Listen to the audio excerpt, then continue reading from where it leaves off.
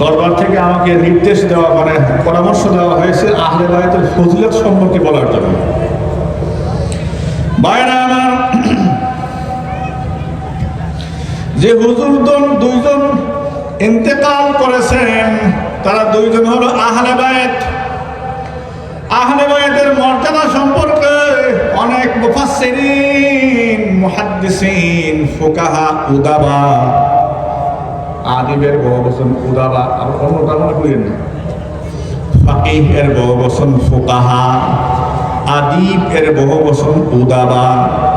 অনেক মুফাসসিরিন, মুহাদ্দিসিন, ফকিহ, ফুকাহা, উদাবা অনেক কিতাব লিখেছেন। যেমন একজন আছেন পাকিস্তানের শফি উকারবি রহমতুল্লাহ আলাইহ। এই শফি উকারবি রহমতুল্লাহ আলাইহ পাকিস্তানের বিখ্যাত মুহাদ্দিস ছিলেন, বুজুর্গ আলেম ছিলেন। তিনি একটি বই লিখলেন আহলে বায়াত সম্পর্কে। তার নাম দেওয়া হয়েছে কিস্তিয়ে নূহ আলাইহিস সালামের কিস্তি। বলেন তো কিস্তি মানে কি? হ্যাঁ, নৌকা। নৌকার চাক্কা আছে কয়টা? হ্যাঁ, ও চাক্কা নাই। কাল কিয়ামতের ময়দানে আহলে বায়াতেরা জাহাজের মতো, কিস্তির মতো মানুষকে সেই জাহাজে উঠাইয়া আহলে বায়াতদের ওসিলায় তাদের পিছ তাদের কিস্তিতে উঠাইয়া ওই জাহাজের মতো করে তাদেরকে আল্লাহ রাব্বুল আলামিনের হাবিবের বংশধরেরা তারা পাহারা দিয়া তাদের অনুসারীদেরকে আল্লাহর জান্নাতে নিয়ে যাবে। তা আপনারা যাদেরকে পীর মনে করেছেন, বায়াত হয়েছেন, তারা তো শুধু পীর না, তারা আহলে বায়াত, ঠিক কি না? আমি জানলাম, আমার তো এরা বর্তমান পীর সাহেব, এরা আমার ছাত্র, আলহামদুলিল্লাহ। আমি ছোট করি না ছাত্র পরিচয় দিয়ে, তারা পরিচয় দেয়, তারা বলেই ফেলে হুজুর আমাদের উস্তাদ। আমি আমার উস্তাদ হিসেবে ছাত্রকে পরিচয় দিচ্ছি। সেজন্য তাদের বাপ দাদা এর সম্পর্কে একটু জানা আছে, আলহামদুলিল্লাহ বলবেন না? ওনারা আহলে বায়াত ছিলেন।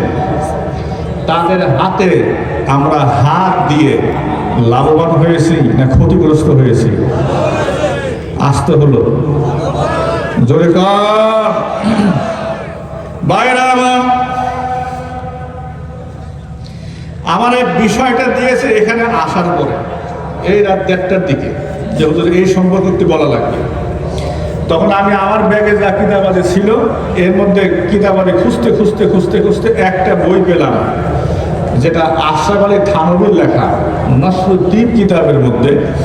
উনি একটি আহলে বায়াত কি ফাজিলাত একটা অধ্যায় লিখেছেন তিনি, সুবহানাল্লাহ বলবেন না? বাইরা আমার,